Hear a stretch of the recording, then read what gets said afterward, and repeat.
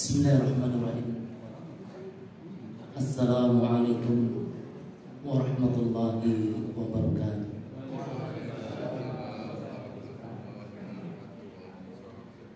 Innal hamdalillah nahmaduhu wa nasta'inuhu wa nastaghfiruh wa na'udzu billahi min shururi anfusina wa min sayyiati a'malina. Man yahdihillahu fala mudilla lahu wa man yudlil fala hadiya lahu. Asyhadu an la ilaha illallah wahdahu la syarika lah wa asyhadu anna Muhammadan abduhu wa rasuluhu, amma ba'd. Kaum muslimin yang dirahmati Allah Subhanahu wa taala, segala puji bagi Allah Subhanahu wa taala, Rabb semesta alam. Salawat beserta salam senantiasa tercurahkan kepada Nabi kita Muhammad sallallahu alaihi wasallam, keluarganya, begitu pula kepada para sahabatnya. Hadirin yang dirahmati Allah Subhanahu wa taala, Allah Subhanahu wa taala Maha Pengasih, Allah Subhanahu wa taala Maha Penyayang. Di antara sifat rahmat Allah Subhanahu wa taala kepada hamba-hambanya adalah Allah Subhanahu wa taala memberikan waktu-waktu istimewa, sehingga ketika seorang beribadah pada waktu-waktu tersebut dilipatkan pahalanya di sisi Allah Subhanahu wa taala. Di antara waktu-waktu istimewa, waktu-waktu agung, waktu-waktu mulia adalah 10 hari pertama bulan Zulhijjah. Disebutkan dalam hadits yang sahih bahwa Rasulullah sallallahu alaihi wasallam bersabda, "Ma min ayyamin al-amal salih, ma min ayyamin al-amal salih fiha habbu ila Allah min hadhihi al-ayyam," yakni ayyamul ashr. Tidak ada suatu amalan yang lebih dicintai di sisi Allah Subhanahu wa taala melebihi amal saleh yang dikerjakan di 10 hari pertama bulan Zulhijjah. Kemudian para sahabat bertanya kepada Rasulullah SAW, "Ya Rasulullah, wal jihad fi sabilillah?" Wahai Rasulullah, tidak pula jihad di jalan Allah Subhanahu wa taala. Maka Nabi Muhammad SAW menjawab, "Wal jihad fi sabilillah," tidak pula jihad di jalan Allah Subhanahu wa taala. "Illa rajulun kharaja bi nafsihi wa malihi falam yarji' min dzalika syai'in," kecuali seorang yang berjihad di jalan Allah Subhanahu wa taala dengan jiwa dan hartanya, namun tidak ada yang kembali satupun. Dari hadis Rasulullah SAW ini, maka 10 hari pertama bulan Dzulhijjah, yaitu dari subuh sampai maghrib, ini merupakan amalan yang paling dicintai oleh Allah Subhanahu wa taala.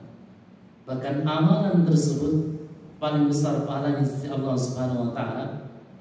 Bahkan amalan itu lebih mulia dibandingkan berjihad di jalan Allah Subhanahu wa taala. Kecuali orang tersebut berjihad kemudian meninggal dunia syahid, baru amalan inilah yang melebihi amal saleh di 10 hari pertama bulan Dzulhijjah. Oleh karena itu, hadirin yang dirahmati Allah Subhanahu wa taala, manfaatkan 10 hari pertama bulan Dzulhijjah ini untuk beramal saleh. Kejar amal saleh.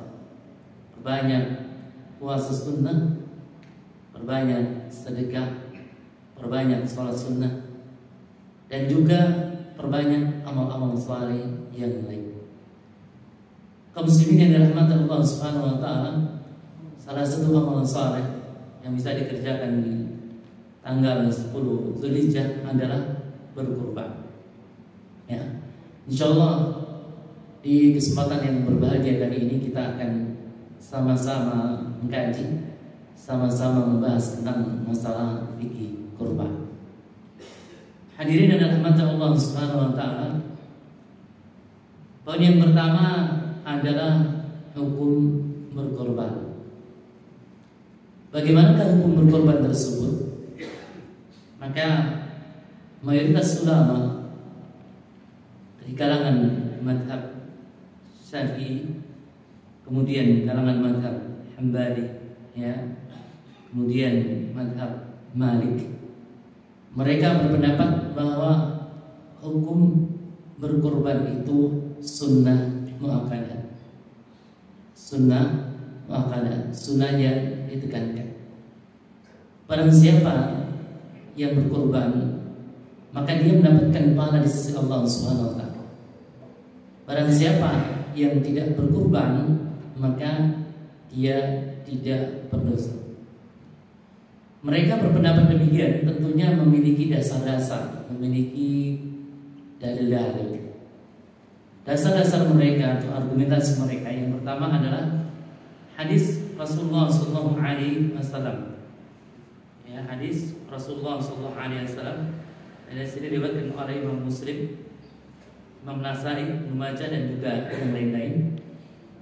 Beliau sallallahu alaihi wasallam bersabda, "Idza dakhalatil ashru wa arada ahadukum an yudhhiya fala yamassa min sya'rihi wa basharihi syai'an." Apabila telah tiba 10 pertama bulan Dzulhijjah, sedangkan salah seorang di antara kalian hendak berkorban, maka janganlah ia memotong rambutnya atau sedikit dari bulunya. Dalam riwayat yang lain, janganlah ia memotong kukunya dan atau rambutnya. Dari hadis Rasulullah SAW ini, Rasul bersabda, "Wa arada ahadukum an yudhhiya." Salah seorang di antara kalian ingin berkorban. Sehingga para ulama mengatakan, ya, ada yang takhir, ada yang pilihan. Salah seorang di antara kalian hendak ingin berkorban. Ini menunjukkan bahwa, ya, para ulama mazhab Syafi'i mereka berpendapat berkorban itu adalah sunnah. Kan diserahkan pada takhir, pilihan, keinginan. Kemudian dalil yang kedua yang menyatakan bahwa hukum berkorban itu adalah sunnah muakkadah berdasarkan hadis, ya, yang sahih, ya, diriwayatkan oleh Abdul Razak dan juga diriwayatkan oleh Al-Baihaqi dari Abu Sarihah yang mengatakan bahwa aku melihat Abu Bakar As-Siddiq radhiyallahu anhu dan juga, ya, Umar bin Khattab radhiyallahu anhu, mereka tidak berkorban. Ini kata Abu Sarihah. Ya. Ada Abu Sarihah. Abu Sarihah melihat, ya, sahabat mulia itu Abu Bakar As-Siddiq radhiyallahu anhu yang merupakan, ya, khalifah yang pertama, dan masya Allah, ya, Abu Bakar memiliki keutamaan yang sangat luar biasa sekali, ya. Bahkan Rasulullah SAW bersabda 10 orang yang masuk surga, maka beliau sebutkan Abu Bakar fil jannah, Abu Bakar masuk surga. Ini Abu Bakar tidak berkorban. Kemudian Umar bin Khattab radhiyallahu anhu juga demikian. Ya, Umar bin Khattab radhiyallahu anhu sampai setan ketika berjalan berpapasan dengan Umar, maka setan memilih jalan yang lain, ya. Bahkan Rasulullah SAW mengatakan Umar fil jannah, Umar itu di surga. Namun Umar bin Khattab radhiyallahu anhu tidak berkorban. Ini menunjukkan bahwa hukum kurban itu adalah sunnah, ya. Hadirin dan hadirat Allah Subhanahu wa taala, itu yang pertama. Kemudian yang kedua, jenis hewan yang dikurbankan, ya. Apa jenis hewan yang dikurbankan? Ya. Jumhur ulama, mayoritas ulama, mereka berpendapat bahwa jenis hewan yang dikurbankan itu dari bahimatul an'am. Apa? Bahimatul an'am. Bahimatul an'am di sini, binatang ternak di sini, sebagaimana dijelaskan oleh para ulama, yaitu kambing, domba masuk juga ke dalamnya, kemudian sapi dan juga unta. Ini yang dimaksud dengan bahimatul an'am sebagaimana disebutkan oleh Allah Subhanahu wa taala di dalam Al-Qur'an ya, surat Al-Hajj ayat 34. Kaum muslimin dan rahmat Allah Subhanahu wa taala, disebutkan dalam hadis yang sahih bahwa Rasulullah SAW ya pernah menyembelih 2 ekor domba ya. 2 ekor domba tersebut kata Anas bin Malik radhiyallahu anhu gemuk-gemuk ya. Kemudian mendominasi warna putih ya. Beliau sallallahu alaihi wasallam ketika menyembelih mengucapkan bismillah Allahu akbar. Ini menunjukkan bahwa domba ataupun kambing merupakan jenis hewan kurban. Kemudian Jabir radhiyallahu anhu menyatakan bahwa ya, kami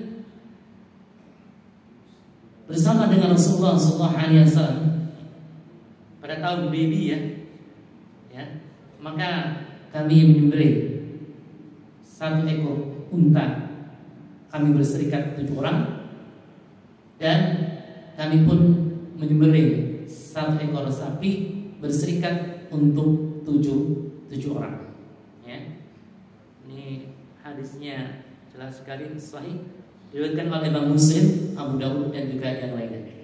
Maka dari sini hadirin yang rahmat Allah Subhanahu wa taala ya, jenis hewan yang dikorbankan adalah bahimatul an'am.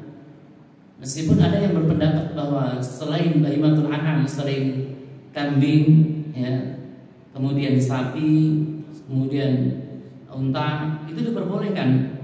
Ya, mereka berpendapat dengan perkataan bila ya, aku tidak peduli ya, walaupun aku berkorban dengan seekor ayam.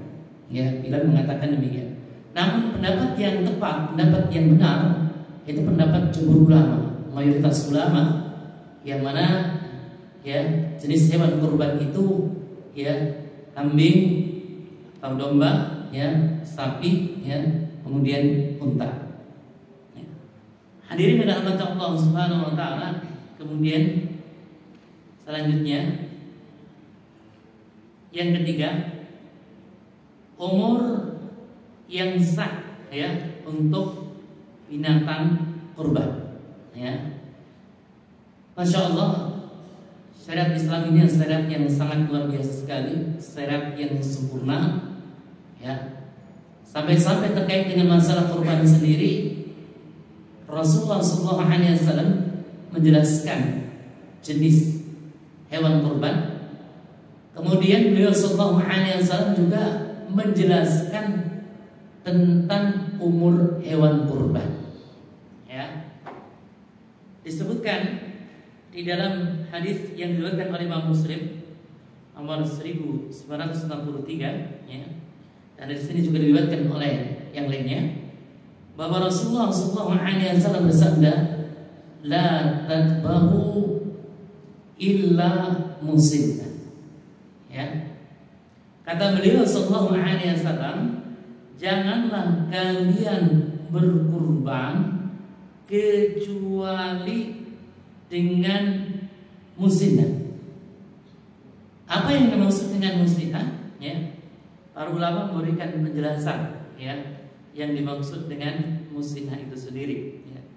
Jadi musinah yang pertama untuk kambing ya, itu 1 tahun genap usia 1 tahun masuk ya tahun kedua ya, itu umur ya untuk ya kambing. Kemudian yang kedua, musinah, jenis musinah untuk sapi ya. Jenis musinah untuk sapi di sini ya, para ulama dan jumhur ulama mereka berpendapat bahwa ya, umur sapi yang boleh dijadikan sebagai hewan kurban itu genap usianya 2 tahun atau masuk tahun yang ketiga.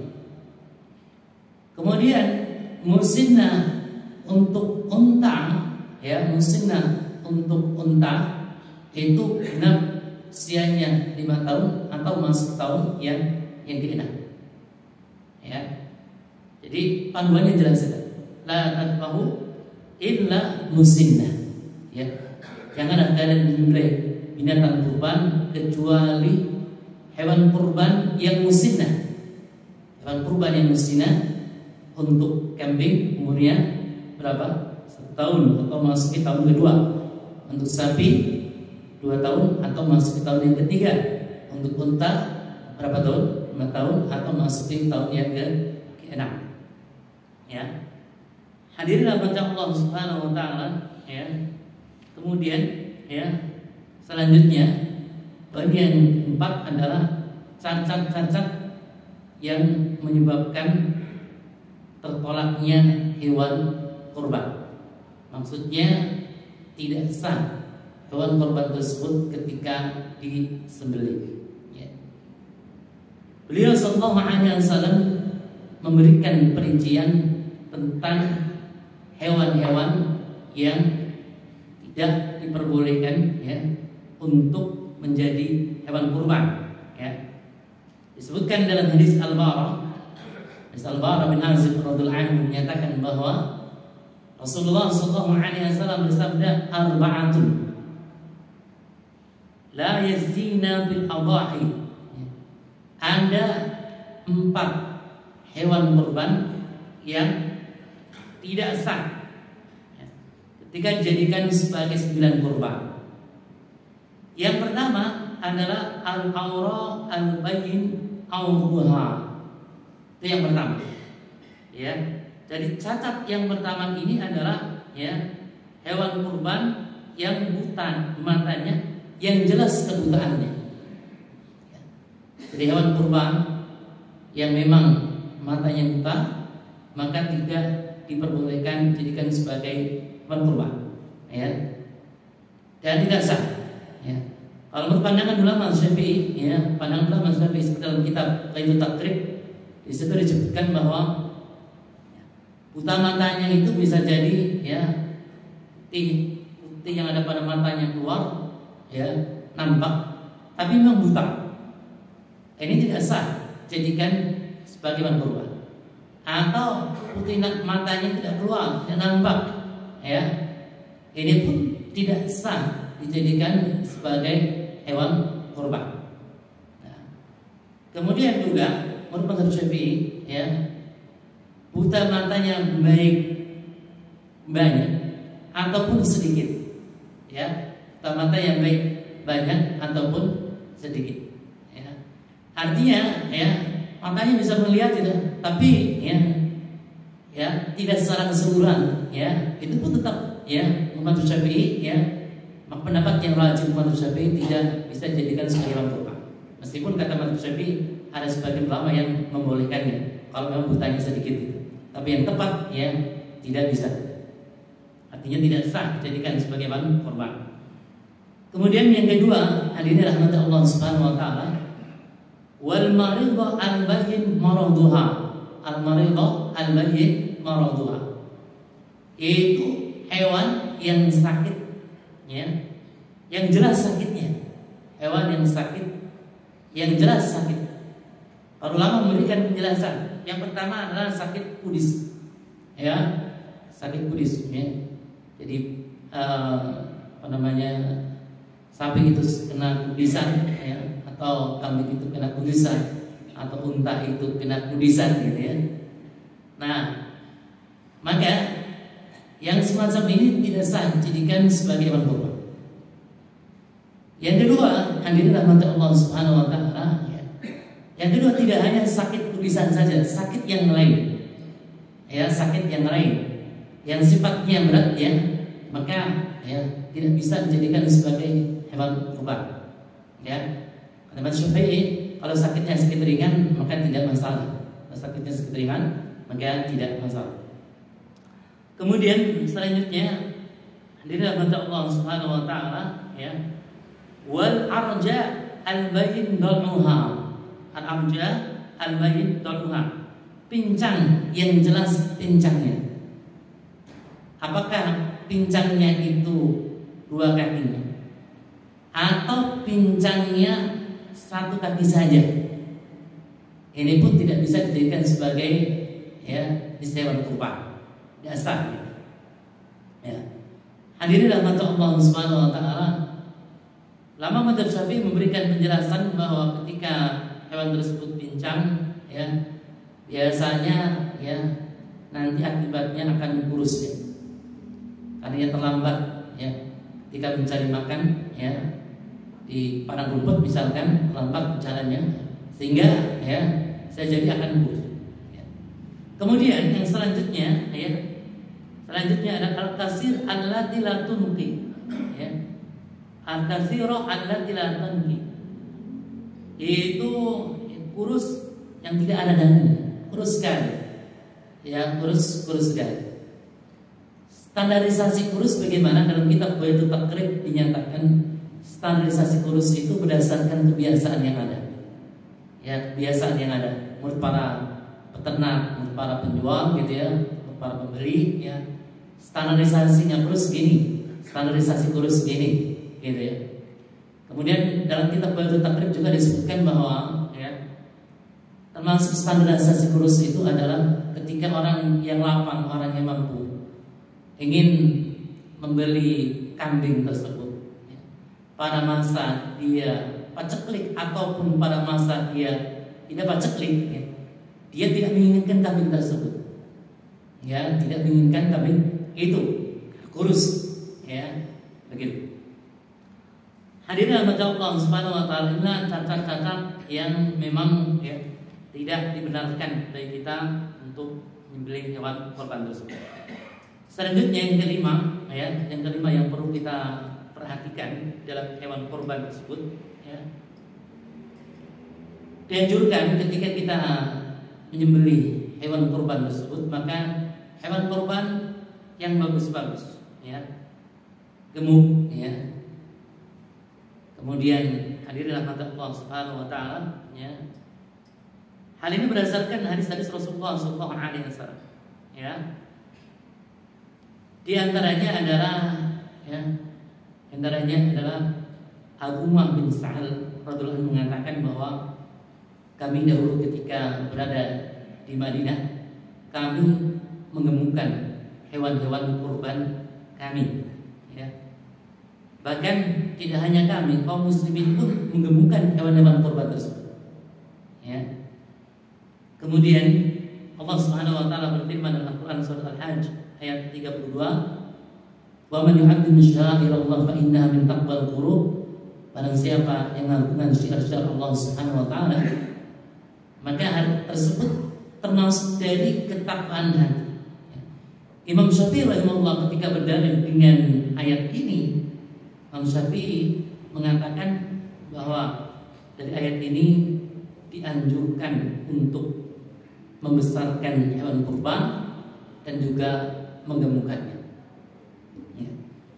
Hadirin dalam mata Allah Subhanahu wa taala ya. Selanjutnya ya, terkait dengan yang kelima, memotong kuku dan memangkas rambut bagi orang yang ingin berkorban.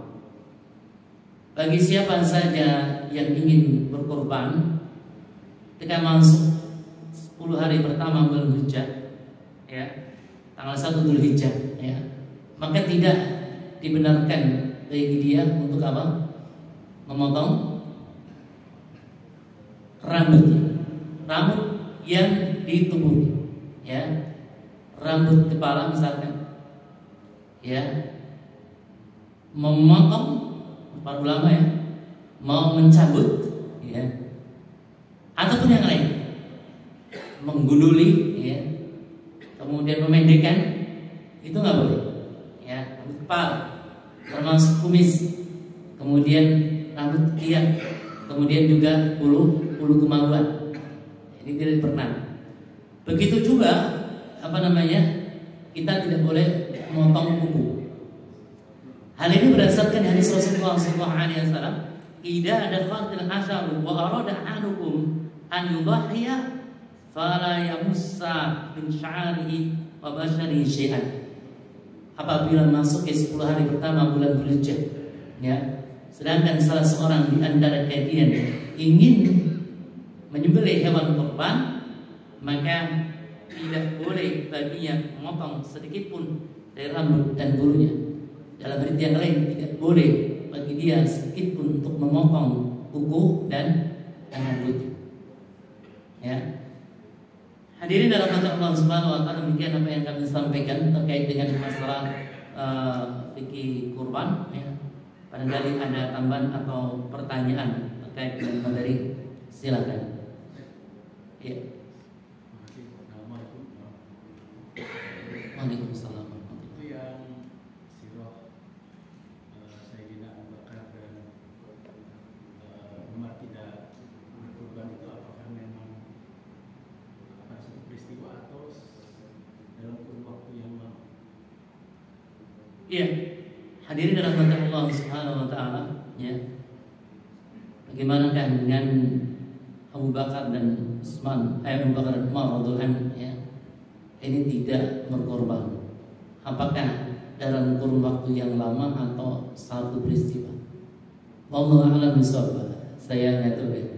Karena penjelasan dasarnya penyampaiannya oleh para ulama secara umum saja. Tidak dijelaskan secara perinci apakah terus menerus ya tidak berkorban atau tidak. Cuma yang dijumpai oleh Abu Sarihah pada saat itu ya, Abu Bakar dan Umar tidak berkorban. Ini menunjukkan bahwa berkorban itu sunnah.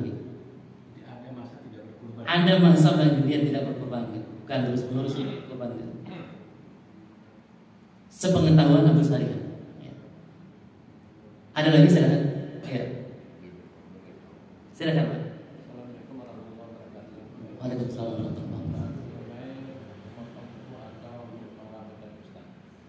Sekarang kan berkorban itu atas nama keluarga. Nah, apakah itu termasuk anak istri itu nggak boleh? Apa yang suami saja? Pertama. Yang kedua, bagaimana kalau seorang laki-laki suami katanya yang di atas nama istri korbannya? Bagaimana itu? Waalaikumsalam warahmatullahi wabarakatuh. Hadirin dalam mata Allah Subhanahu wa taala, ada dua pertanyaan. Pertanyaan yang pertama adalah ketika seorang berkorban ya. Dalam hadis kan kata Rasulullah SAW, orang yang berkorban itu tidak diperkenankan untuk memotong kuku dan juga rambutnya. Apakah termasuk istrinya dan juga anak-anaknya? Tidak. Hanya yang membiayai saja, suaminya. Ini kesepakatan para ulama. Anda baca dalam kitab Baitul Taqrib, Kifayatul Ahyar, dan kitab Kifayatul Ahyar juga dijelaskan demikian. Ya. Jadi idza taqala al-hamukum wa arada ahadukum an dhahriha ya. Apabila masuk 10 hari pertama bulan Dzulhijjah, salah seorang di antara kalian ingin berkorban, ini maksudnya adalah dia ingin berkorban yang membiayai ya, yang membiayai korban tersebut. Ya. Begitu. Ya, para rumah tangga yang berkorban, yang membiayainya gitu ya. Maka kepala rumah tangganya inilah yang ya tidak boleh memotong kukunya dan juga tidak boleh ya memotong rambutnya. Ya. Para ulama berbeda pendapat tentang hukumnya. Sebagian ulama mengatakan haram, sebagian ulama mengatakan makruh saja. Ya, mazhab Syafi'i mengatakan makruh, tidak sampai derajat haram, tidak. Ini berdasarkan pendapat mazhab Syafi'i. Ya. Kemudian yang kedua ya, ketika kita berkorban ya atas nama istrinya, itu bagaimana? Kita belikan sapi atau kita belikan ya kambing, kemudian kita berkorban atas nama istri kita. Yang tepat adalah atas nama dirinya. Hal ini berdasarkan hadis Rasulullah SAW, hadis Abu Ayyub Al-Ansari. Ya, hadis Abu Ayyub Al-Ansari. Abu Ayyub Al-Ansari mengatakan bahwa kami di zaman Rasulullah SAW korban menyembelih seekor kambing untuk diri kami, ya, maksudnya nama untuk kami dan untuk keluarga kami, ikut sertakan keluarga baik yang hidup ataupun telah meninggal dunia dalam hal masalah pahala. Ya, kami bangga melakukan hal tersebut. Ya, kami senang melakukan hal tersebut. Maka disebutkan oleh para ulama, jadi ketika ya seorang kepala rumah tangga ya ingin berkorban pakai uang dia ya, maka atas nama dia, tidak ya di atas namakan ya, dia akan ke istrinya atau ke anaknya. Misalkan sekarang misalkan untuk dia tahun depan atas nama istrinya, tahun depannya lagi anak nomor pertama, tahun depannya lagi anak nomor 2, begitu ya terus. Tidak, tapi yang tepat ya atas nama siapa? Suaminya. Ya. Dan nanti istrinya dan anak-anaknya itu mendapatkan pahala. Istrinya dan anak-anaknya mendapatkan pahala. Allah a'lam bishawab. Ada lagi? Iya. Waalaikumsalam. Ada 3 pertanyaan Pak Ustaz. Yang pertama adalah bagaimana cara pembagian prioritas untuk siapa yang berhak untuk dapat dari kurban yang pertama.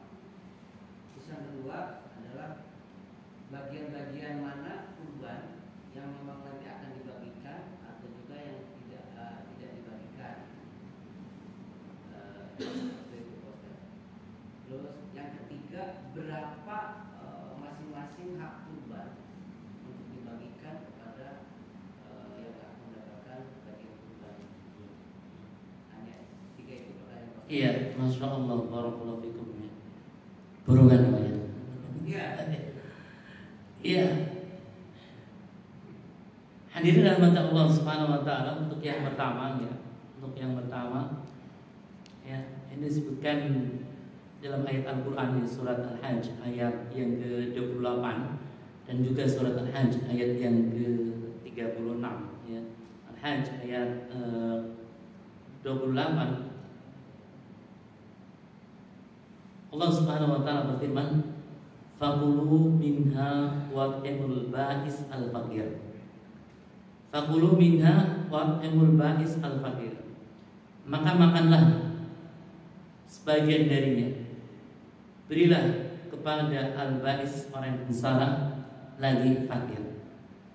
Maka dalam ayat ini para ulama memberikan penjelasan bahwa bagi orang yang berkorban itu ya, bagi orang yang berkorban itu dari ayat ini, maka boleh mengambil ya daging korbannya untuk dia makan. Keterangan lebih lanjut, kalau dalam kalangan Syafi'i, udhiyah itu ada 2.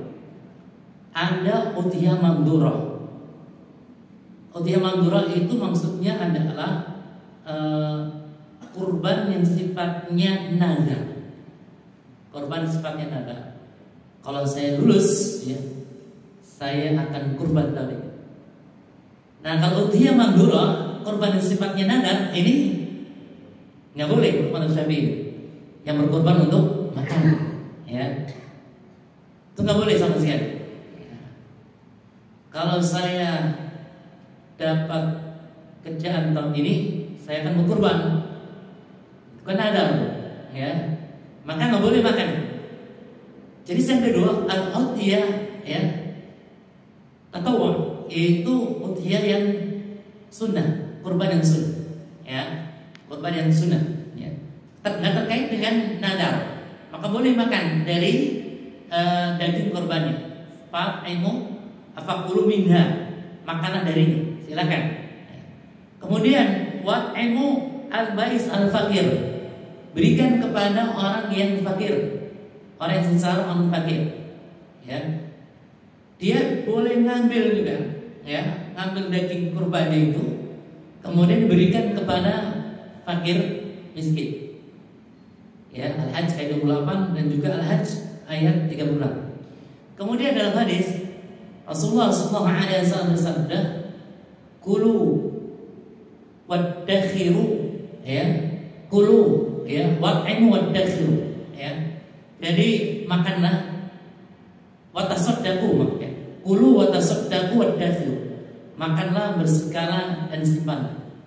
Nah, dari hadis ini maka jumhur ulama, mayoritas ulama mengatakan dianjurkan bagi orang yang berkorban itu untuk ngambil untuk dirinya sendiri sepertiga ya. Kemudian disedekahkan ke fakir miskin sepertiga. Wadakhiru disimpan, ini diberikan sebagai hadiah ya untuk kerabatnya atau teman-teman yang kaya. Silakan, itu boleh. Kalau ngambilnya sedikit saja gitu, kemudian diserahkan ke panitia gitu, pembagiannya ke panitia gitu, ya nggak masalah gitu.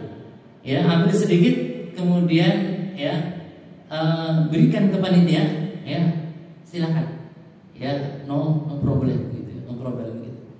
Ya. Ini yang pertama ya Pak ya. Kemudian yang kedua untuk pembagiannya, ya itu bagaimana? Ya, apakah semuanya dagingnya, kulit-kulitnya dan juga yang lain maksudnya gitu. Ya. Jeroannya juga. Ya.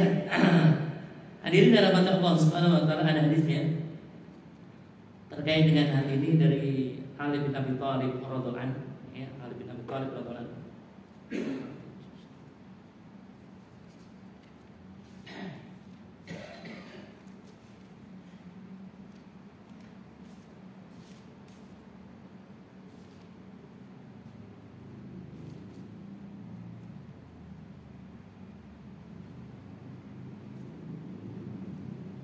Di sini disebutkan Wan Ali bin Abi Thalib radhiyallahu anhu ta'ala qala amarani Rasulullah sallallahu alaihi wasallam an aquma ala budnihi wa nuqsima luhumuha wa juluduha wa jilalaha ala al-masakin wa la uqtiya fi jazaratiha syai'an minha. Muttafaqun alaih. Hadisnya riwayat Imam Bukhari dan Muslim.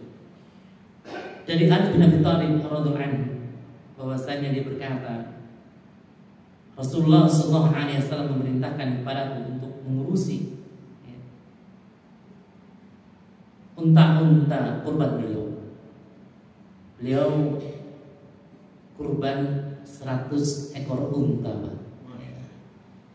100 ekor unta sendiri.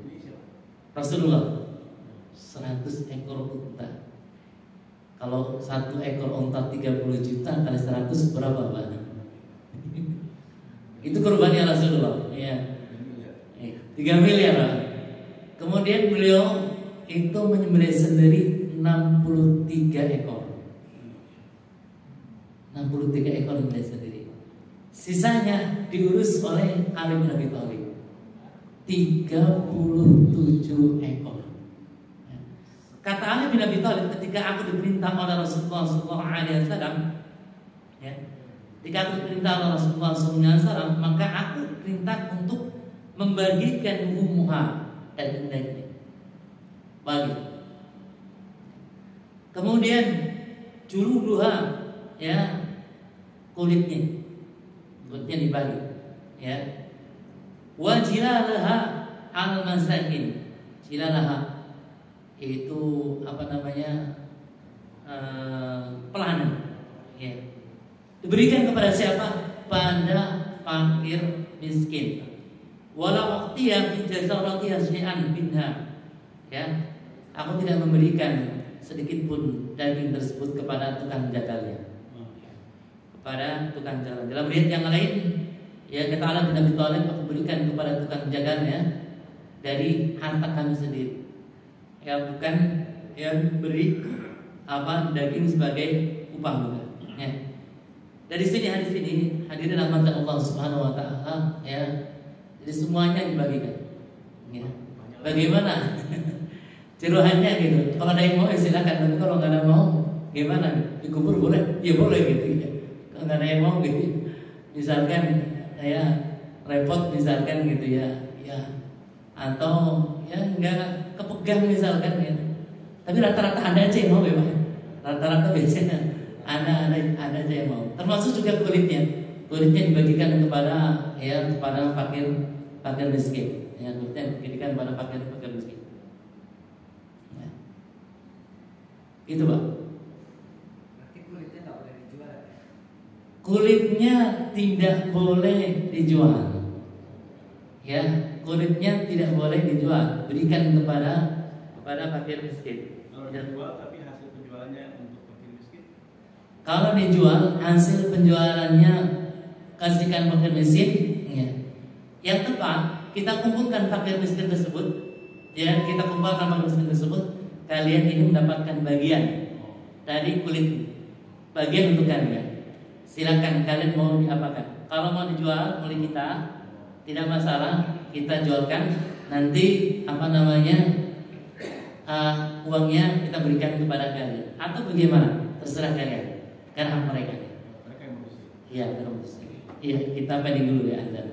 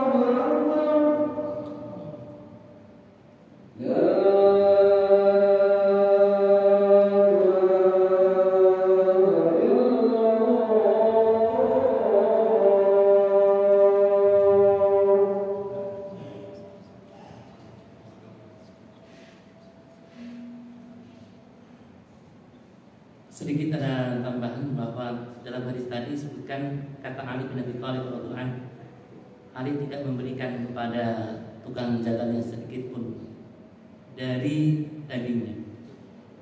Para ulama memberikan penjelasan. Penjelasan yang pertama, kalau memang tukang jagalnya orang yang tidak mampu, bagaimana? Apakah boleh kita berikan dagingnya? Boleh, sebagai sedekah. Sebagai sedekah, bukan sebagai upah, bukan. Yang kedua, kalau misalkan tukang jagalnya ada orang yang mampu, kita berikan boleh nggak? Boleh berikan sebagai hadiah, tapi bukan sebagai upah yang sepadan, bukan dengan kerjaan yang bukan, tapi sebagai hadiah. Ya. Kita berikan upahnya dari kita sendiri. Begitu. Ada lagi silakan. Ya, Pak. Hadisnya sepertiga untuk dimakan itu, sepertiga untuk miskin dan sepertiga itu gimana? Itu pertama. Yang kedua, hadisnya sepertiga untuk sepertiga bisa untuk korbannya, sepertiga kan dibagi tiga dia, sepertiga lagi untuk fakir miskin, kemudian tiga untuk dia. Itu pertama. Iya. Yang kedua, ini kami kebiasaan di sini itu semua dapat dosa. Umpamanya yang kaya, yang tidak mengandung semua komplit ini dapat semua. Iya. Nah, apakah sudah benar itu pembagiannya itu? Iya. Jadi kami anggap yang itu yang teman-teman itu hadiah gitu. Tapi tidak dikasih lagi semua yang itu semua juga. Mohon penjelasan Pak Ustaz. Terus satu lagi Pak Ustaz mungkin biar nyambung. Iya, silakan. Ini apa namanya? Korban untuk yang telah meninggal. Makanya Iya. korban almarhum ini gitu. Iya. Demikian Pak Ustaz, terima kasih. Assalamualaikum warahmatullahi wabarakatuh. Waalaikumsalam warahmatullahi wabarakatuh. Ya, ada dua pertanyaan. Anda jawab untuk yang pertama. Rasulullah SAW bersabda, ya, kulu wat'imu waddakhiru, ya, kulu wat'imu waddakhiru, makanlah, berilah makan, waddakhiru, dan simpanlah. Dalam ayat yang lain, fakulu watasaddaqu, ya, makanlah dan bersedekahlah. Dari hadis Rasulullah SAW ini jumhur ulama mayoritas ulama mengatakan bahwa untuk pembagian hewan kurban, yang pertama 1/3 itu untuk dimakan. Bagi orang yang kurban, dia mengambil 1/3. Ini anjuran ya. Kalau dia ngambilnya kurang dari itu gitu, itu boleh gitu ya. Ya, kurang dari itu boleh gitu. Kemudian yang kedua, kata-kata wa tasaddaqu wa'aimu, berilah makan, bersedekahlah. Ini maksudnya kepada siapa? Kepada orang-orang fakir, orang-orang miskin. Ya, jadi hewan kurban tersebut, ya, daging kurban itu diberikan kepada orang-orang fakir, orang-orang miskin. Mungkin pertanyaan lagi, standarisasinya bagaimana gitu? Kalau menurut mazhab Syafi'i ya, antara fakir dan miskin itu beda. Ya, fakir dan miskin itu beda. Kalau fakir itu dia bisa memenuhi kebutuhan hidupnya, ya, kurang dari 50%. Itu fakir. Ya, kebutuhan 20 juta, penghasilan misalkan 8 juta gitu. Itu fakir. Kalau miskin itu dia bisa memenuhi kebutuhan hidupnya lebih dari 50%. Ya, 60%, 70%, 80%, tapi nggak sampai 100% gitu.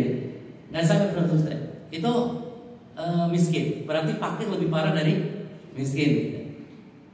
Kemudian wadakhiru, simpanlah. Para ulama memberikan penjelasan, simpanlah. Maksudnya ini nanti bisa jadi ya, dari daging korban tersebut ketika disimpan untuk hadiah orang-orang yang mampu, kerabatnya, teman-temannya, tetangganya, itu boleh.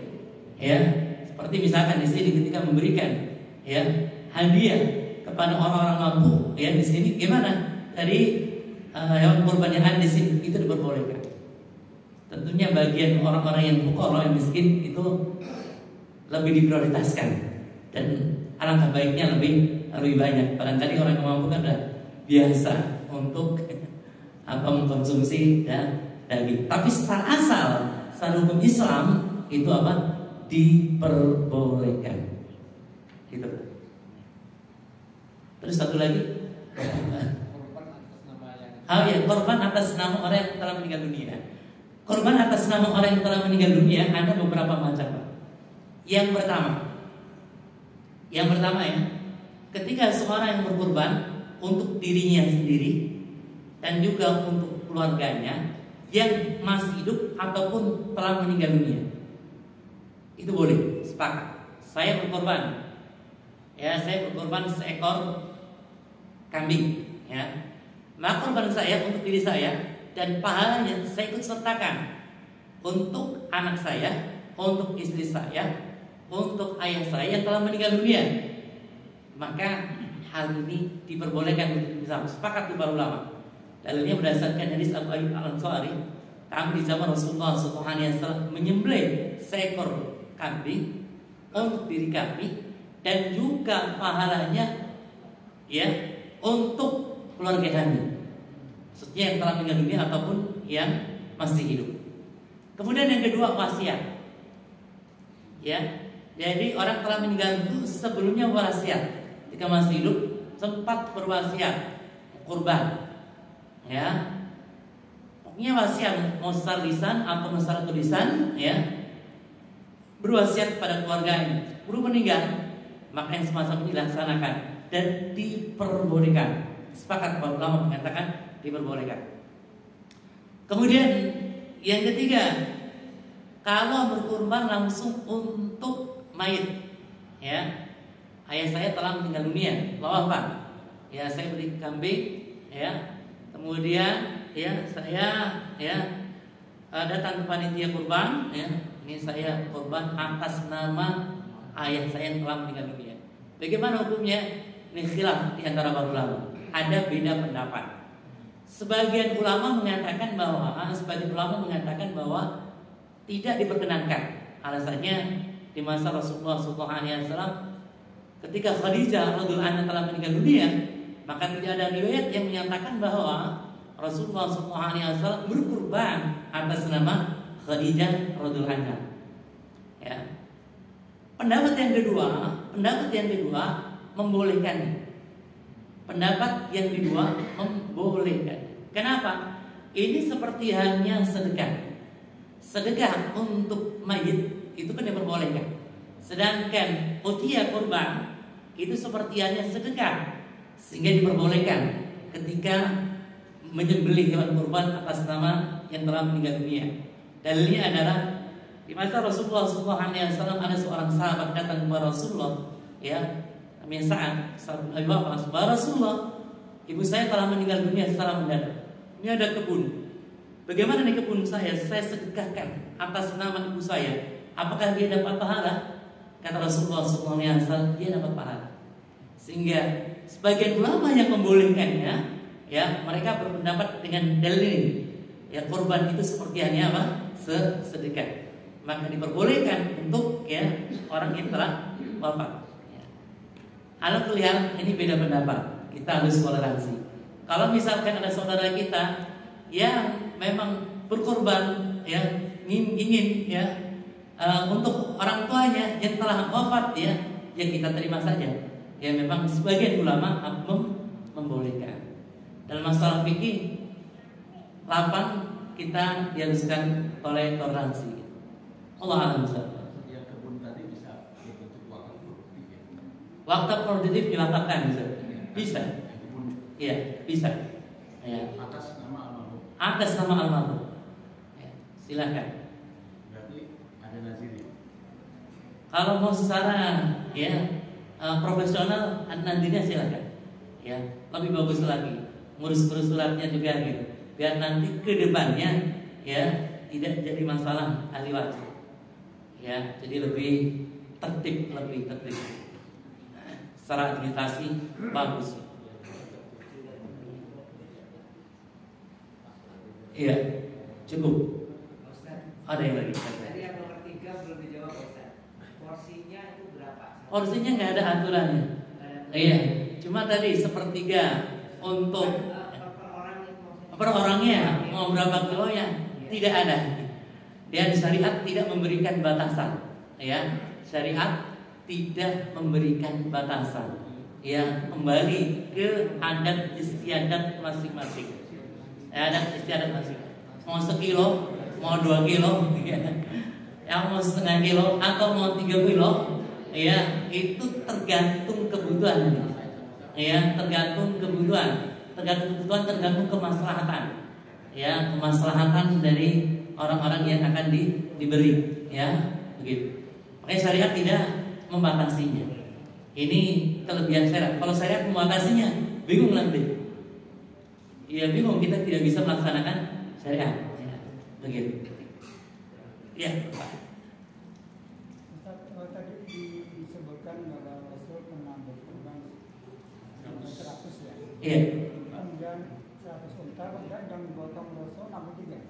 63. Sisanya Ali. Iya, sisanya Ali. 37 Ali. Kebetulan usia Rasul juga wafatnya di usia 63 juga ya. Kenapa? Wafat Rasul 63. Iya. Itu tahun keberapa dari hijrah? Anda nggak tahu, Pak. Kita nggak tahu tahun berapanya gitu. Tapi riwayatnya sahih, ya. Riwayatnya sahih.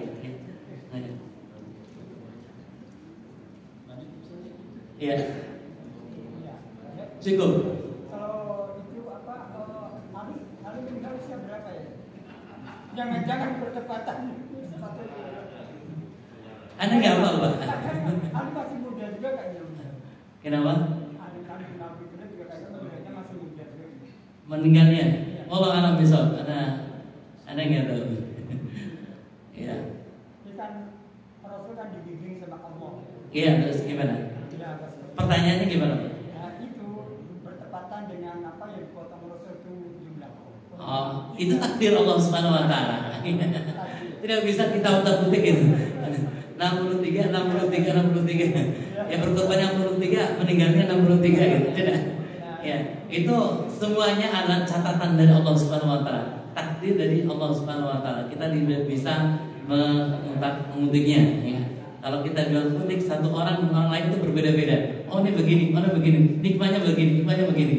Ya, qadarullah masyaallah, sesuatu yang telah ditakdirkan Allah Subhanahu wa taala itu pasti terjadi.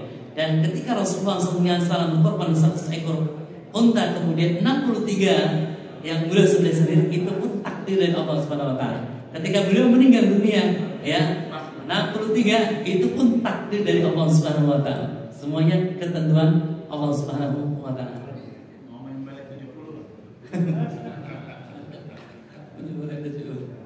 Iya, cukup Pak. Iya, habis waktunya.